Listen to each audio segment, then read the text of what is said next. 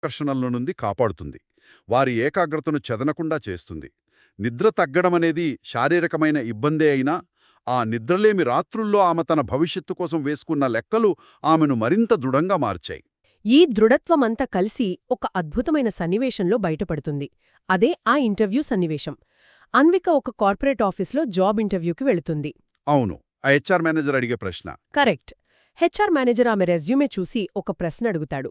College చదువుతున్నంతకాలం మీరు part time పనిచేశారు, ట్యూషన్లు చెప్పారు కదా, ఇది మీ చదువుపై, మీ ఏకాగ్రతపై, ముఖ్యంగా మీ పనితీరుపై ప్రతికూల ప్రభావం చూపదా అని. సాధారణంగా ఇలాంటి ప్రశ్న వినగానే ఎవరైనా డిఫెన్స్లో పడిపోతారు కదా. అవును, ఏదో కప్పిపుచ్చుకునే సమాధానం చెబుతారు. కాని అన్విక అలా చెయ్యలేదు. ఆ క్షణంలో ఆమె ఇచ్చిన సమాధానం ఈ మొత్తం డాక్యుమెంట్లో అత్యంత శక్తివంతమైన భాగమనిపిస్తుంది. కార్పొరేట్ ప్రపంచం ఆలోచించే విధానానికి, మనుగడ కోసం పోరాడే ఒక వ్యక్తి ఆలోచించే విధానానికి ఉన్న అతిపెద్ద వ్యత్యాసం ఆ ప్రశ్నలో కనిపిస్తుంది. అవును, హెచ్ఆర్ మేనేజర్ దృష్టిలో ఒక విద్యార్థి కేవలం చదువుపైనే దృష్టి పెట్టాలి. అదనపు పనులు చేస్తే చదువు దెబ్బతింటుంది అనేది వారి లెక్క.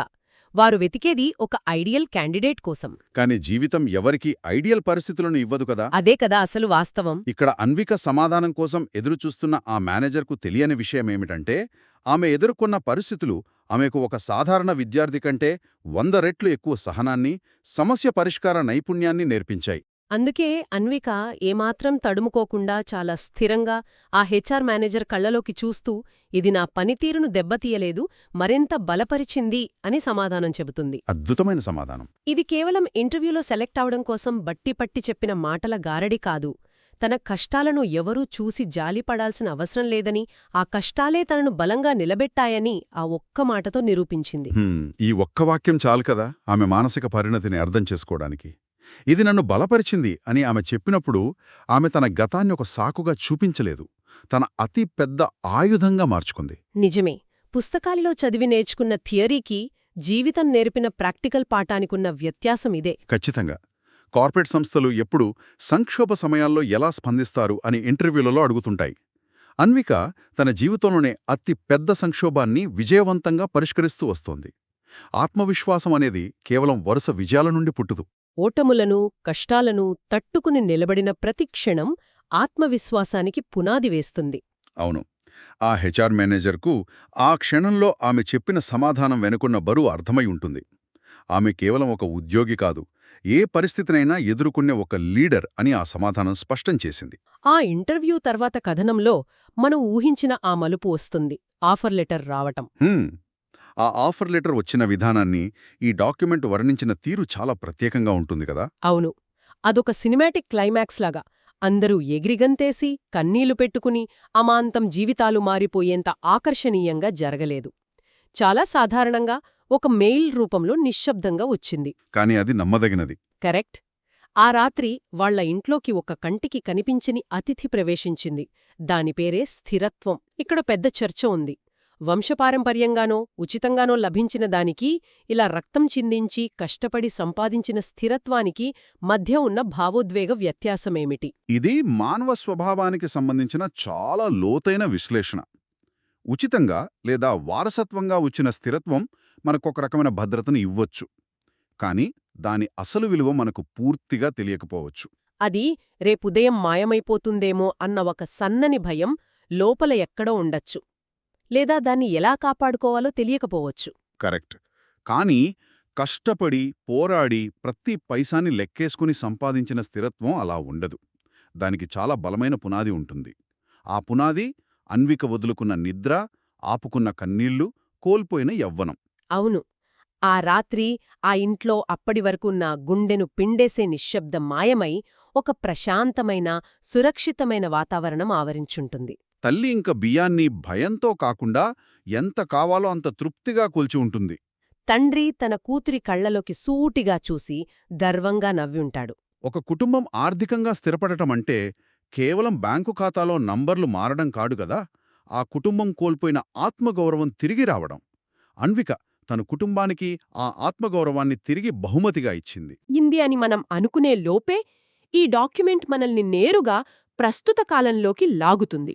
అవును, ఆ హాస్పిటల్ దృశ్యం గత కథనంలో మనమొకసారి ప్రస్తావించిన ఆ హాస్పిటల్ బిల్లు భారాన్ని గుర్తుచేసుకుంటే ఇప్పుడు అన్విక ఒక హాస్పిటల్ కారిడార్లో నిలబడి ఉంది. ఇదొక విచిత్రమైన వలయంలా అనిపిస్తుంది.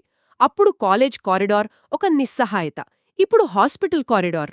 కాని అప్పటి అన్వికకు ఇప్పటి అన్వికకు చాలా తేడా ఉంది. అవును, డాక్యుమెంట్లో ఒక అద్భుతమైన వాక్యముంది. బాధ్యత ఆమెకు వయసును పెంచలేదు, కాని ఆమెలో స్పృహను పెంచింది అని. ఇదొక మనిషి పరిణామ క్రమాన్ని ఎంత పర్ఫెక్ట్గా సూచిస్తోందో కదా. అవును, ఖచ్చితంగా. కాలేజ్ కారిడార్లో నిలబడినప్పుడు ఆమె పరిస్థితుల చేతిలో ఒక బాధితురాలు. తనకు తెలియకుండానే ఆమె చుట్టూ ఉన్న అభద్రత ఆమెను శాసిస్తోంది. కాని ఇప్పుడు హాస్పిటల్ కారిడార్లో ఆమె ఒక బాధితురాలు కాదు, ఒక యోధురాలు. జీవితం తనపై విసిరే ఏ బాధ్యతనైనా, ఎంతటి కష్టాన్నైనా స్వీకరించడానికి సిద్ధంగా ఉన్న ఒక పరిణితి చెందిన వ్యక్తి. బాధ్యత వయసును పెంచదు, స్పృహను పెంచుతుంది అన్న మాటను మనం చాలా లోతుగా అర్థం చేసుకోవాలి. వయసు రావటమనేది కేవలం జీవశాస్త్రపరమైనది. కాలక్రమేణా ఎవరికైనా జరుగుతుంది.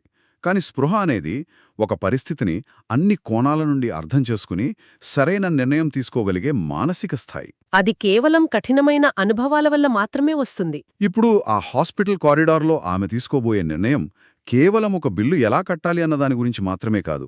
ఇది తన జీవిత గమనం గురించి. ఆ కాలేజ్ కారిడార్లో ఆమె తన కుటుంబాన్ని కాపాడుకోవడానికి తన యవ్వనాన్ని, తన వ్యక్తిగత సంతోషాలను పణంగా పెట్టింది. ఒక స్థిరత్వాన్ని సాధించింది. కాని ఇప్పుడు ఆ స్థిరత్వాన్ని కాపాడుకోవడమా లేదా మరోసారి రిస్క్ చెయ్యడమా అన్నది ఆమె ముందున్న సవాలు. ఖచ్చితంగా. అనుకోకుండా వచ్చిపడతాయి. అయితే ఆర్థిక పోరాటాలు, కష్టాలు ఒక మనిషిని నాశనం చెయ్యవు.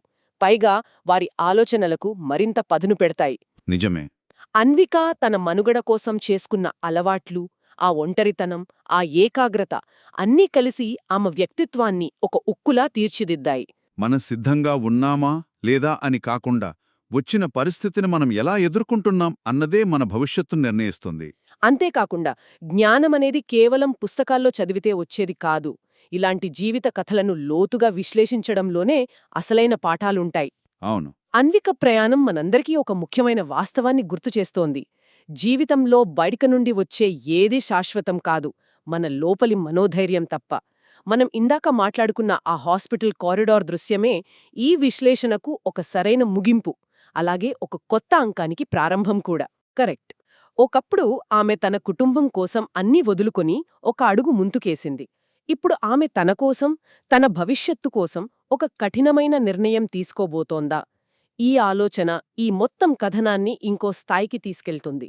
ఈ కథ గురించి వింటున్నప్పుడు, ఆలోచిస్తున్నప్పుడు మనకు మన చుట్టూ ఉన్న ప్రపంచం సరికొత్తగా కనిపిస్తుంది. మన ఆఫీసుల్లో, మనం రోజూ వెళ్లే కాలేజుల్లో ఎంతోమంది అన్వికలు ఇలాంటి నిశ్శబ్ద పోరాటాలు చేస్తూనే ఉంటారు. బయటికి వాళ్ళు ఎంతో ఆత్మవిశ్వాసంతో స్థిరంగా కనిపించవచ్చు. కాని ఆ స్థిరత్వం వెనక మనం చూడలేని, మనకు ఏమాత్రం తెలియని ఎన్నో నిద్రలేని రాత్రులు, మరెన్నో త్యాగాలు ఉండి ఉండొచ్చు.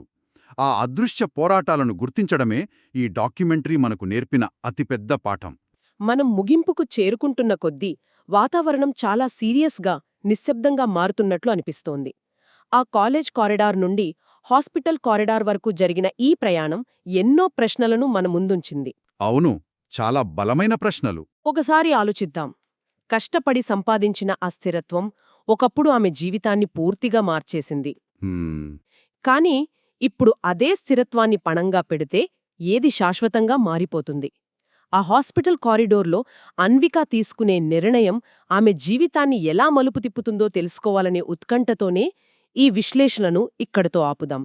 తదుపరి లోతైన విశ్లేషణ సరిగ్గా ఆ హాస్పిటల్ కారిడార్ సన్నివేశం నుండే నేరుగా కొనసాగుతుంది. అప్పటి వరకు మన చుట్టూ ఉన్న ఆ నిశ్శబ్ద పోరాటాలను గమనిస్తూ ఉండండి, ఆలోచిస్తూ ఉండండి.